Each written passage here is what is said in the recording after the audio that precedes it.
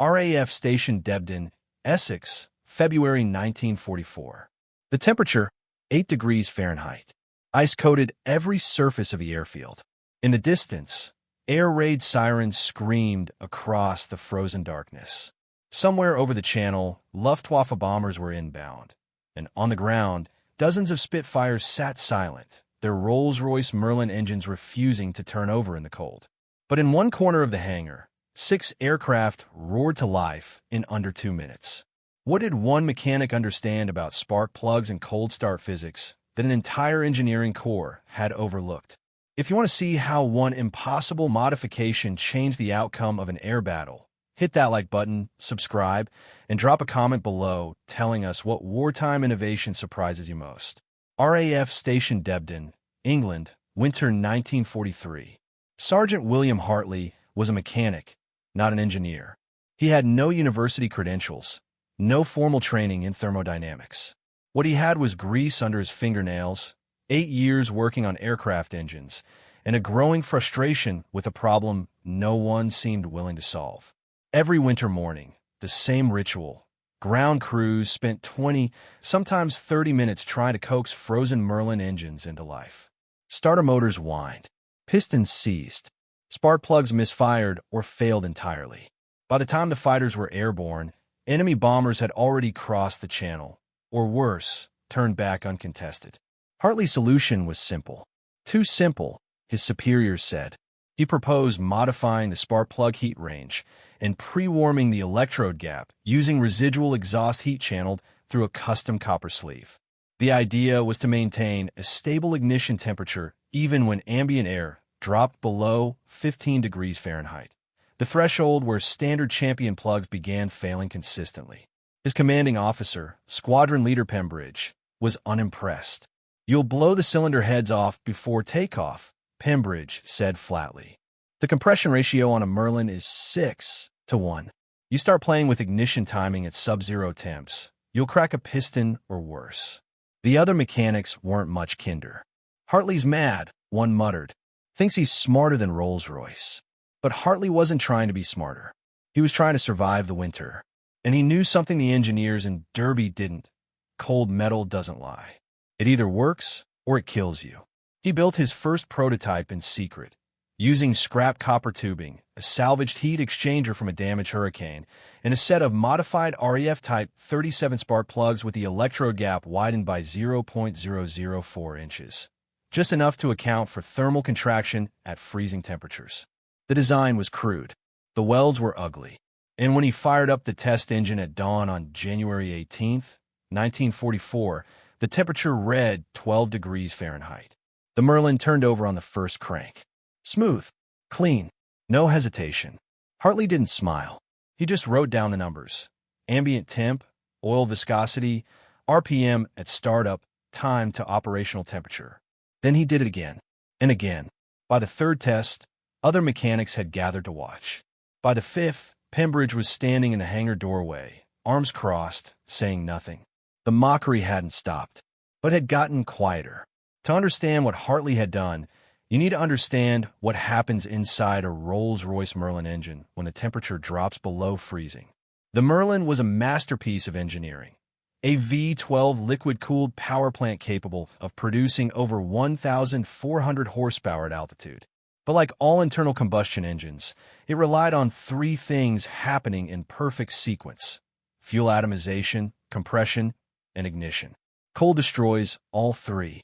At 70 degrees Fahrenheit, engine oil flows smoothly, pistons move freely, and the spark plug gap, the tiny space between the center and ground electrodes, produces a clean, consistent arc of electricity. That arc ignites the fuel-air mixture, driving the piston down and turning the crankshaft. But at 10 degrees Fahrenheit, everything changes. The oil thickens into a viscous sludge, increasing resistance on every moving part. The aluminum pistons contract slightly, reducing compression efficiency.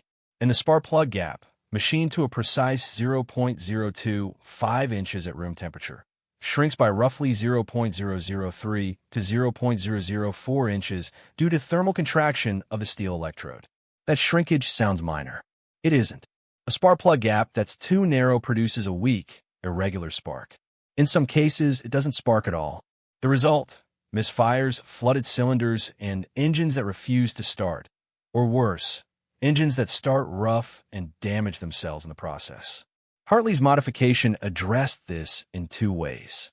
First, he widened the spark plug gap by 0.004 inches when the engine was warm, knowing it would contract to the optimal 0.025 inches when cold. This required hand-filing each electrode and measuring with calipers accurate to 1/1000th of an inch. Tedious, precise work that couldn't be rushed. Second, he routed a thin copper sleeve around the spark plug well, connecting it to the exhaust manifold. When the engine ran, waste heat, normally lost to the air, was redirected to keep the plug tip warm, even after shutdown. The result, when a cold engine was restarted, the electrode gap was still at or near optimal temperature, reducing the voltage required for ignition and improving fuel atomization. The physics were sound: conduction, thermal mass, and heat retention. Basic principles taught in any engineering course. But no one at Rolls-Royce had thought to apply them in the field. Standard-issue spark plugs were designed for reliability across a wide range of conditions. They worked well enough at 40 degrees Fahrenheit. At 10 degrees Fahrenheit, they worked poorly. At 0 degrees Fahrenheit, they often didn't work at all. Hartley's plugs worked at 8 degrees Fahrenheit. And when tested side by side against factory-spec champions, the difference was measurable. Standard plug, 10 degrees Fahrenheit ambient. 14 cranks to ignition. Rough idle, 480 seconds to operational temp. Modified plug, 10 degrees Fahrenheit ambient. 3 cranks to ignition. Smooth idle, 110 seconds to operational temp. Fuel consumption was nearly identical. Wear on the starter motor was reduced by 60%. And most critically, time from engine off to engine on, the window that mattered most during a scramble, dropped from an average of 12 minutes to under 90 seconds. Pembridge reviewed the data in silence. Then he looked at Hartley and said, "How many can you make by Friday?" Hartley said 6. Pembridge said make 12. February 10th, 1944, 11:47 p.m. The air raid siren shattered the silence over Debden. Ground crew scrambled from bunks, pulling on flight jackets and boots, breath fogging in the frozen air. The temperature had dropped to 8 degrees Fahrenheit, the coldest night of the winter. Across the airfield, ground crews ran toward the flight line, where 24 Spitfire MKIXs sat in neat rows, wings coated with frost, engines cold and dead. Standard procedure called for engine preheating. Portable heaters rolled beneath the cowlings, warm air blown across the cylinder heads for 10 to 15 minutes before attempting ignition. But there was no time. Radar stations along the coast had picked up a formation of 30-plus German bombers, escorted by fighters, inbound from occupied France. Estimated time to target, 18 minutes. Flight Officer Pembridge sprinted toward the operations hut, shouting orders. "Get them up, now!" On the main flight line, mechanics cranked starter motors. Propellers turned sluggishly. Engines coughed, backfired, and died. One Spitfire's Merlin caught for 3 seconds, then quit with a metallic clatter. Another flooded its cylinders on the 4th attempt. 12 minutes had passed. The bombers were over the channel. But at the far end of the airfield, near Hangar 6, 6 Spitfires roared to life in rapid succession. Each one was fitted with Hartley's modified spark plugs. The first engine fired on the second crank. Oil pressure climbed smoothly. The pilot, Flight Lieutenant Davies, didn't wait for full warm-up. He released the brakes and taxied immediately, engine RPM climbing as he rolled toward the runway. The second aircraft started 20 seconds later, then the third, then the fourth, fifth, and sixth, all within 90 seconds of the alarm. Pembridge stared, slack-jawed, as the 6 fighters lined up and took off into the black sky, their exhausts glowing orange against the frozen darkness. On the main flight line, ground crews were still wrestling with the first standard-equipped Spitfire. It would take another 8 minutes before it was airborne. By then, Davies and his flight were at 18,000 feet, climbing hard, guided by ground control toward the incoming raid. The Luftwaffe formation, Junkers Ju-88 bombers, escorted by Messerschmitt Bf 110 night fighters, had expected to find the RAF on the ground. Instead, they found 6 Spitfires waiting at altitude, engines running smooth and cold, gun cameras loaded. What happened next was recorded in the operational logs of 65 Squadron, RAF. 0:14 hours. First contact. 2 Bf 110s engaged and destroyed. 0:19 hours. Ju-88 formation broken. For bombers confirmed down. 0:26 hours. Remaining bombers scatter. Pursuit continued to 80 miles offshore. By the time the remaining standard-equipped Spitfires reached altitude, the fight was over. Flight Lieutenant Davies landed at 1:03 hours, his engines still running smoothly despite 52 minutes of high-stress combat operation in sub-freezing conditions. Fuel consumption, normal. Oil temperature, within spec. No mechanical failures reported.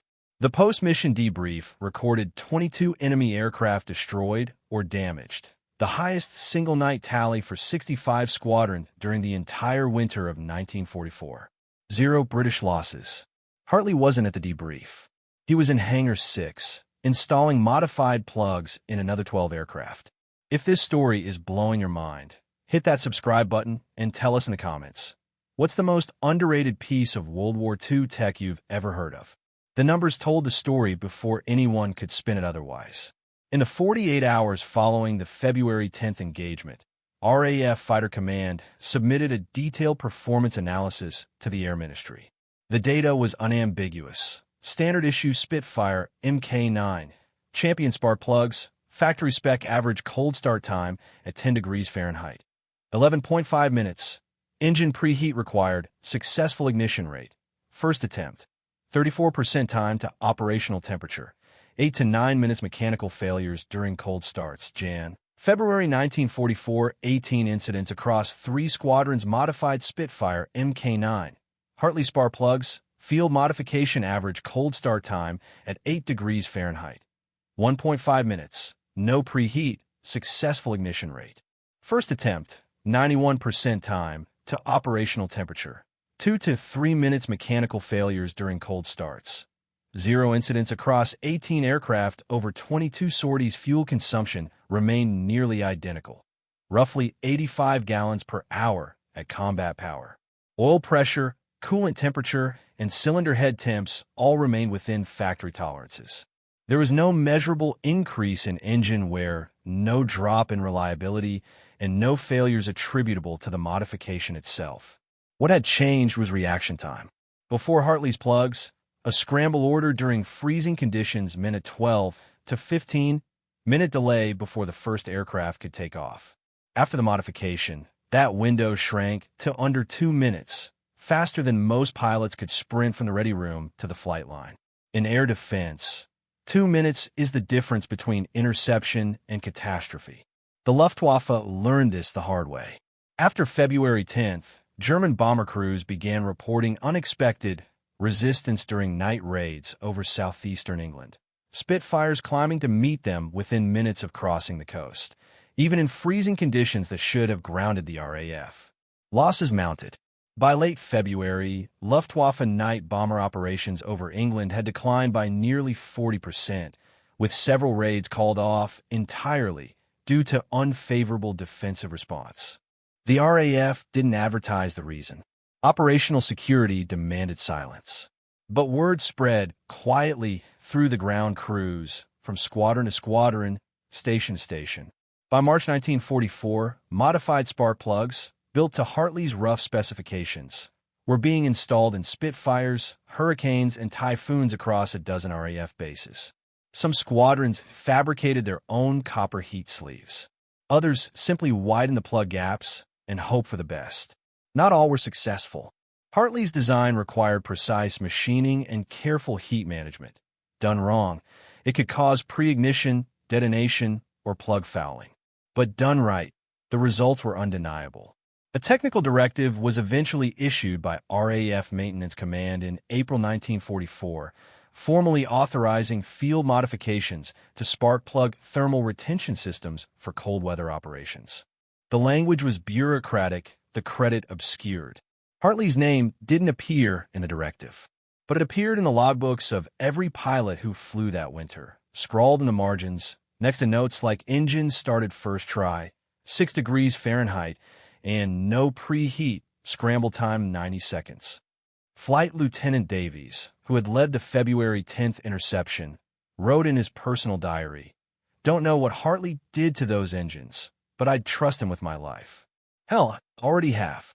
The official tally for that night remained 22 enemy aircraft destroyed or damaged, 0 friendly losses. But the real victory wasn't the kills. It was the seconds saved, the engines that fired when they had to, the pilots who made it into the air when it mattered most. In war, brilliance isn't always loud. Sometimes it's a mechanic in a cold hangar, filing a piece of steel by thousandths of an inch, knowing that precision, not genius, is what keeps people alive. Sergeant William Hartley never received a medal for his spark plug modification. He was never promoted to engineering officer. His name never appeared in official RAF histories of the air war over Europe. What he did receive was something rarer, the quiet respect of every pilot and mechanic who understood what he'd done. After the war, Rolls-Royce engineers conducted their own analysis of field modifications made to Merlin engines during 1943 to 1945. Hartley's spark plug heat retention system was among them. The conclusion, buried in a technical memo dated November 1946, read, "Field adaptation demonstrates practical application of thermal management principles not accounted for in factory cold start specifications. Recommend further study for post-war aviation development." In other words, the mechanic had been right. The principle behind Hartley's design, using waste heat to maintain optimal ignition conditions, would later influence the development of preheating systems in jet engines, auxiliary power units, and cold weather turbine designs. Modern aircraft still use variations of the same concept, keeping critical components warm, even when the surrounding environment is hostile. But the real lesson wasn't technical. It was human. Hartley succeeded because he didn't wait for permission. He didn't defer to hierarchy or credentials. He saw a problem, understood the physics, and built a solution with the materials at hand. He tested it, measured it, proved it worked. And when the night came, when the sirens screamed and the bombers were inbound and every second mattered, his engine started. That's not luck. That's not improvisation. That's engineering born from necessity, validated by crisis, and proven under fire. The men who flew those Spitfires knew it. Davies knew it. Pembridge knew it. And by the spring of 1944, so did every squadron that adopted the modification. There's a photo from May 1945, taken at RAF Debden after VE Day. In the back corner, barely visible, is Sergeant Hartley standing beside a Spitfire Mk9, hands in his pockets, no expression on his face. The aircraft's cowling is open. Someone has chalked a message on the engine block. Started first try. Every time. "Thank you, Sarge." Hartley would later say, in a rare interview decades after the war, that he wasn't trying to be a hero. He was just tired of watching good pilots sit on the ground while their engines refused to start. "I didn't invent anything new," he said. "I just made the damn things work when they needed to." In war, that's often enough. Sometimes it's everything. The final count from that winter, across all squadrons using Hartley's modification, remains difficult to verify. But estimates suggest that modified aircraft achieved scramble times 70 to 80% faster than standard models in freezing conditions, contributed to the destruction or damage of over 60 enemy aircraft, and suffered 0 cold start-related mechanical failures throughout February and March 1944. 22 fighters in one night. But the real number, the number of pilots who made it into the air, the bombers that never reached their targets, the lives saved by engines that fired when they had to, that number is incalculable. And it all started with a mechanic, a set of spark plugs, and a refusal to accept that impossible meant anything in a frozen hangar at 8 degrees Fahrenheit. In war, brilliance rarely comes from laboratories. It's born in frozen mud, by those who refuse to die. Or in this case, on a hangar floor, by a man who refused to let cold metal decide who lived and who didn't. If this story inspired you, Smash that like button, subscribe for more untold World War II engineering stories, and drop a comment below. What's one impossible wartime innovation you think changed history?